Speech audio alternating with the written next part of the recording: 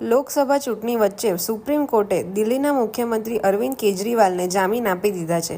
કેજરીવાલે જેલમાંથી બહાર આવતા જ હુંકાર ભરી છે। દિલ્હીના મુખ્યમંત્રી અને આમ આદમી પાર્ટીના સંયોજક અરવિંદ કેજરીવાલ 50 દિવસ બાદ જેલમાંથી બહાર આવ્યા છે। જેલમાંથી છૂટતાની સાથે જ તેણે કહ્યું છે કે દેશને તાનાશાહીથી બચાવવો પડશે। સુપ્રીમ કોર્ટમાંથી 1 જૂન સુધી વચગાળાના જામીન મળ્યા બાદ દિલ્હીના મુખ્યમંત્રી અરવિંદ કેજરીવાલ શુક્રવારે સાંજે તિહાર જેલમાંથી બહાર આવ્યા। ત્યારે વડોદરા આમ આદમી પાર્ટી દ્વારા પાર્ટી કાર્યાલય ખાતે કાર્યકર્તાઓ માટે મોટી સંખ્યામાં પદ અધિકારીઓએ એકબીજાનું મોં મીઠું કરાવી ફટાકડા ફોડી ઉજવણી કરી હતી।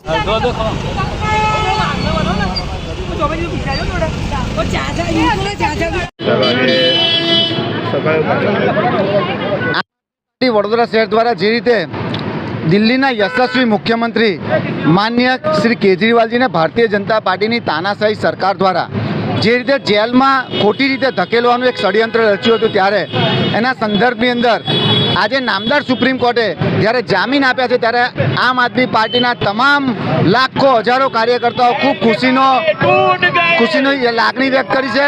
અને આજે તમે જોઈ શકો છો કે વડોદરાની અંદર ખૂબ એકબીજાને ગળ્યું મોઢું મીઠું મોઢું કરાવી અને આજે અમે ખૂબ ઉત્સવની લાગણી અનુભવી છે।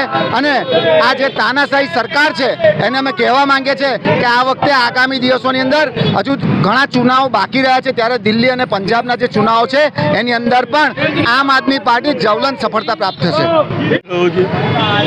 દેર છે પણ અંધેર નથી, જે કહેવામાં આવતું હતું એ સત્ય છે। કેજરીવાલજીને આજથી 40 દિવસ પહેલાં તિહાર જેલમાં નાખવામાં આવ્યા, ખોટી રીતે તેમને સંડોવણી કરી અને આજે લોકસભાના તેઓ પ્રચાર ન કરી શકે તેના માટે તેમને જેલમાં નાખવામાં આવ્યા હતા।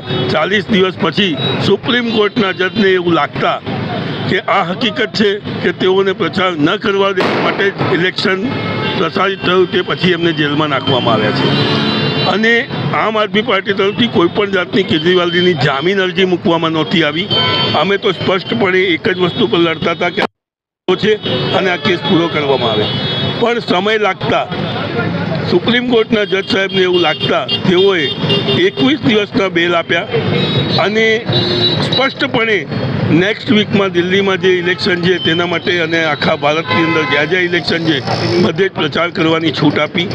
અને સુપ્રીમ કોર્ટનો છેલ્લો વાક્ય એ પણ છે કે આવતા વીકમાં આ કેસ અમે ચલાવી અને સંપૂર્ણ રીતે પૂરો કરી દઈશું અને ફેસલો અમારા હકમાં આવશે તેવી અમારી પૂરેપૂરી આશા છે।